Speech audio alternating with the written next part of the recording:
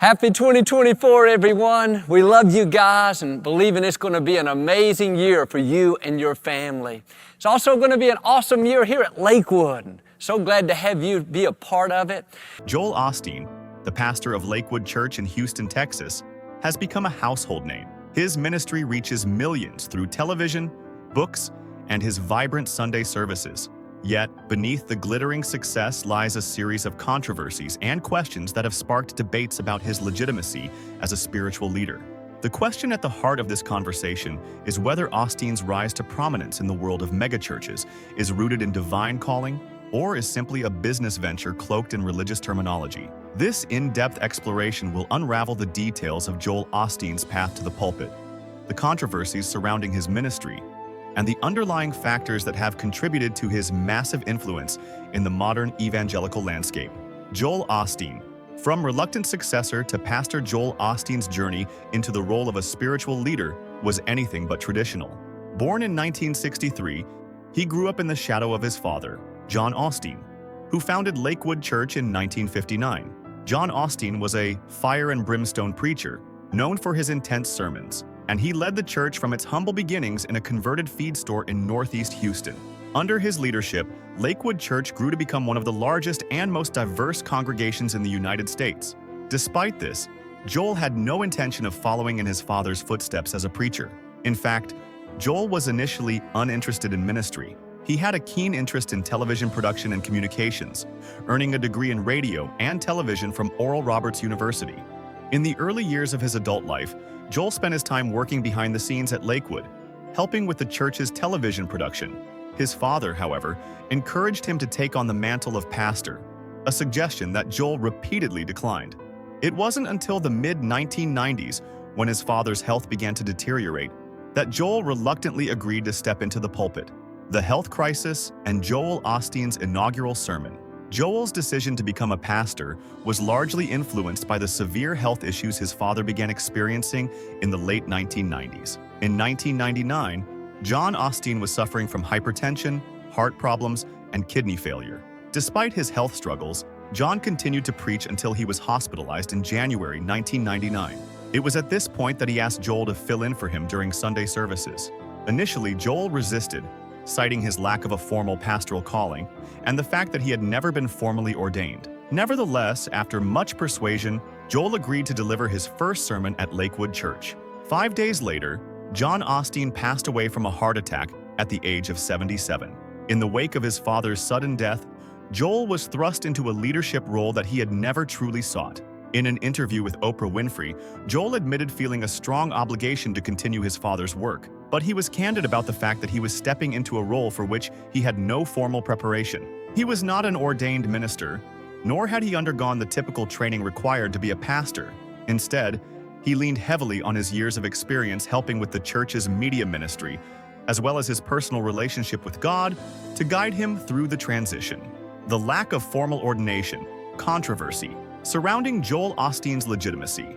Joel Osteen's lack of formal theological education and ordination as a pastor has been a subject of significant criticism.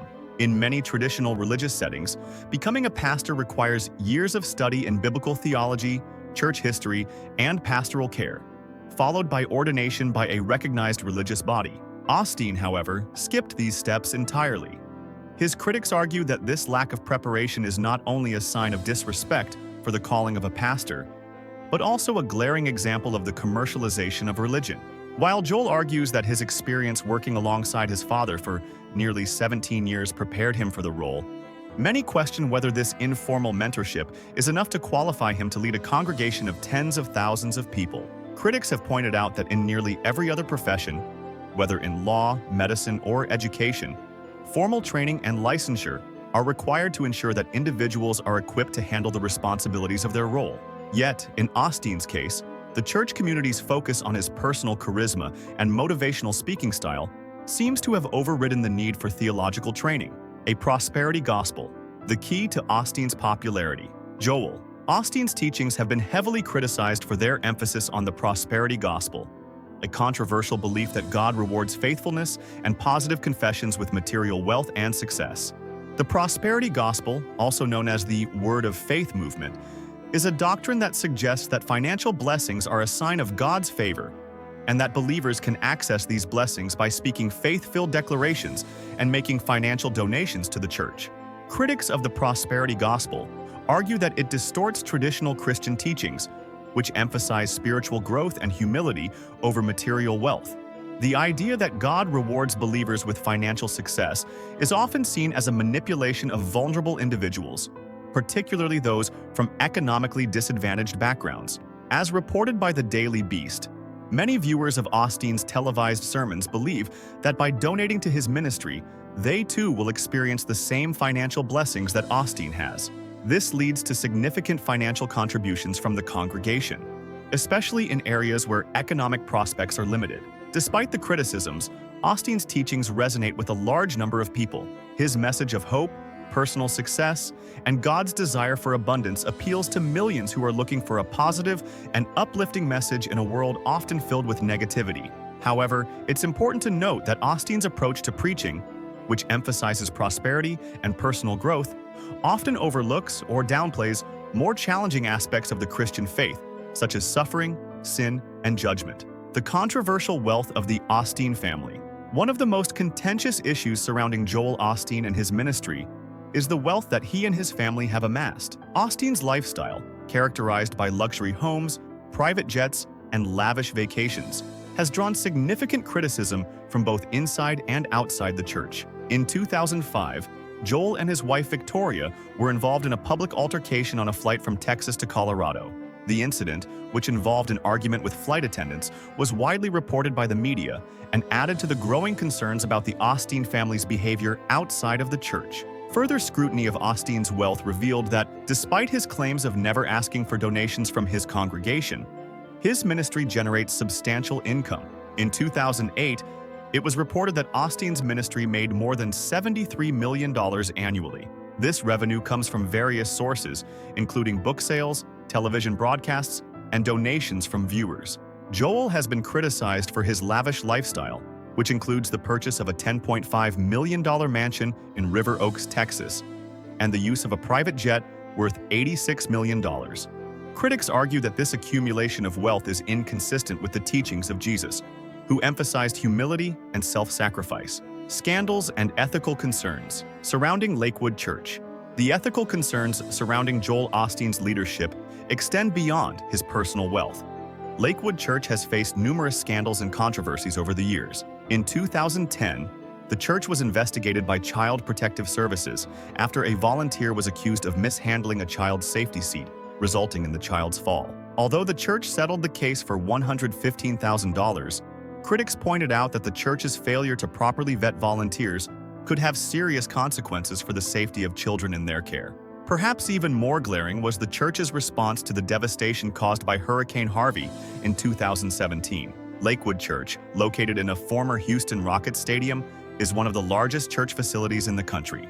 When the hurricane caused widespread flooding and displacement, many expected the church to open its doors to evacuees. Instead, the church's leadership was criticized for being slow to respond to the crisis, leading to accusations that the Osteens were more interested in maintaining their pristine image than offering help to those in need. The pros and cons of Joel Osteen's ministry. Despite the controversies and criticisms, there is no denying that Joel Osteen has made a profound impact on the Christian world. His ability to connect with millions of people through his televised sermons, books, and motivational speaking has garnered him a massive following.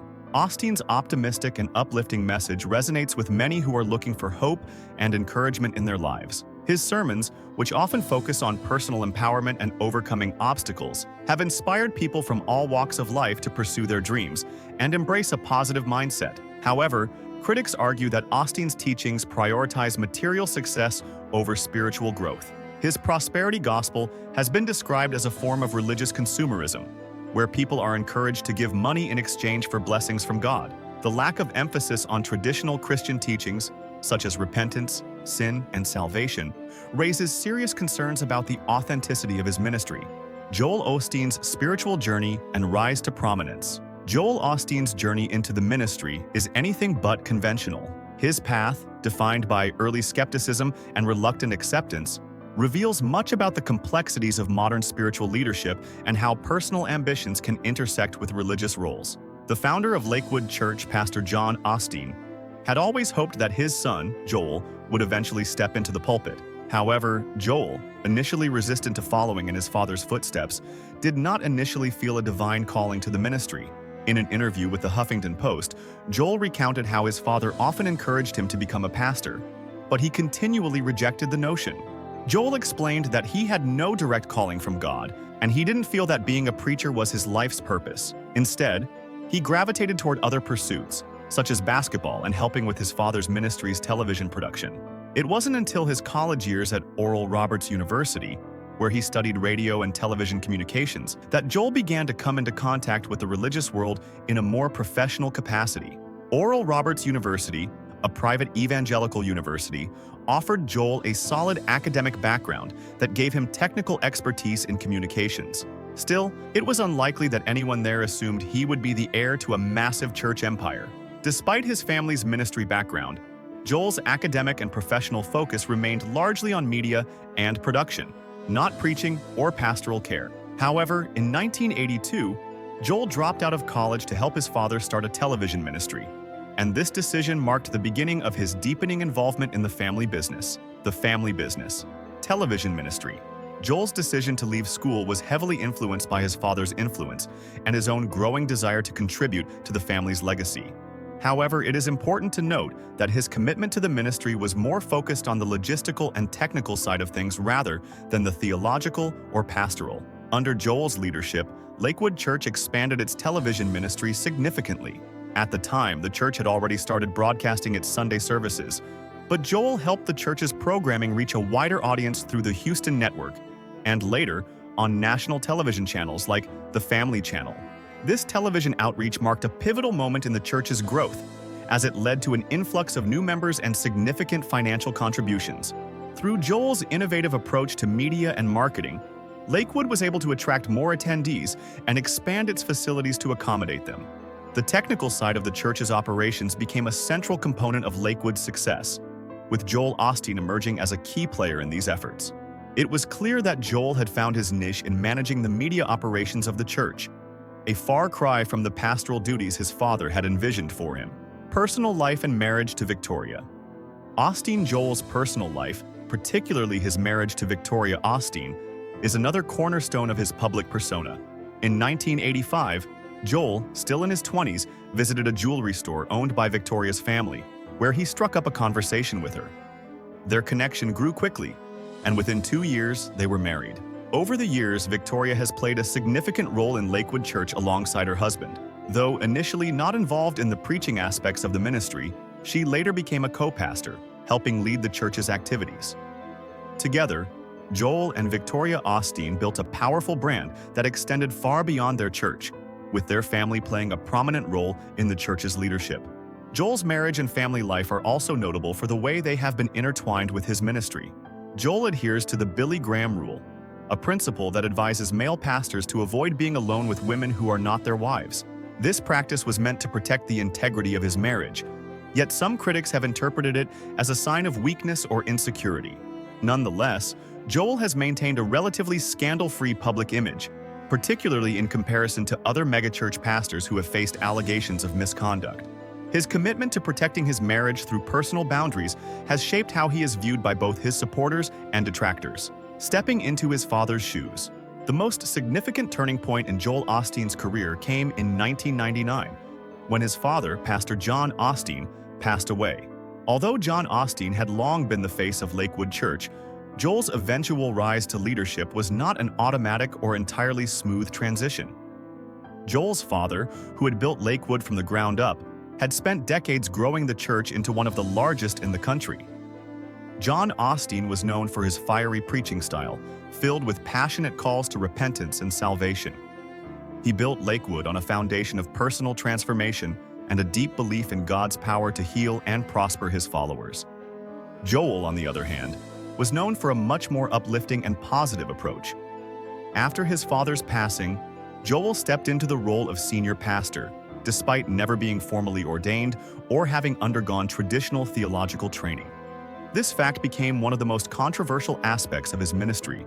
Critics argued that Joel's lack of formal ordination was a glaring issue, especially given the significant responsibility of leading a congregation of thousands.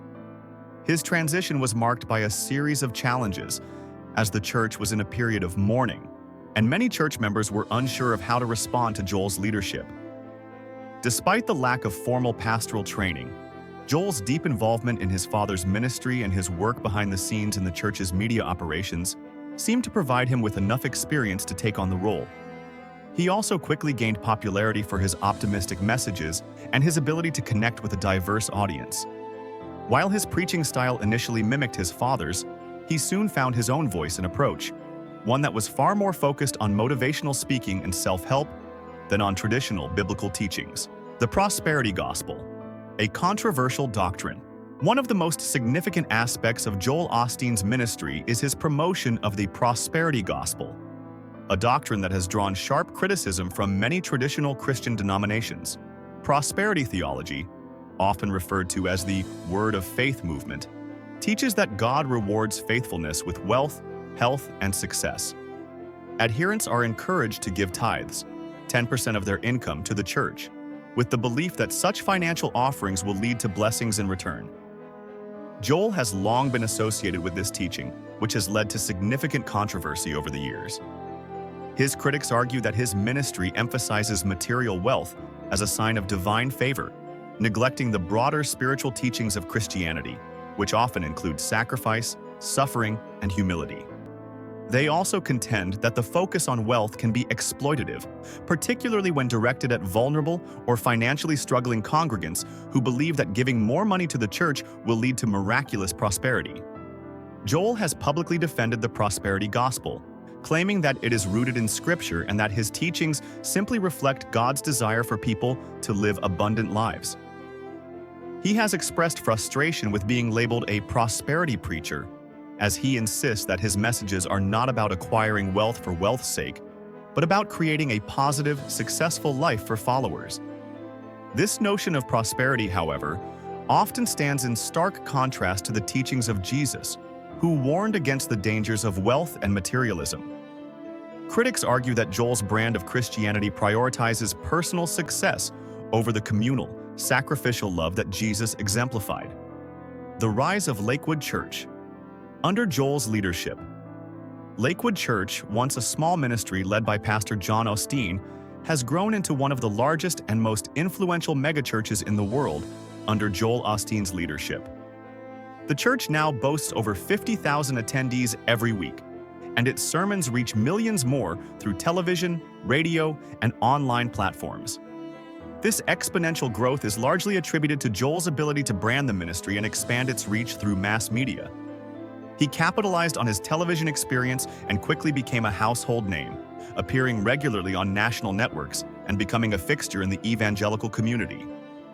In 2005, Joel moved Lakewood's operations from a traditional church building to the former Compaq Center, a massive arena in Houston, which had previously been the home of the Houston Rockets basketball team. This transition to a state-of-the-art facility was a clear indication of Joel's vision for the church's future, one that was both entrepreneurial and religious in nature.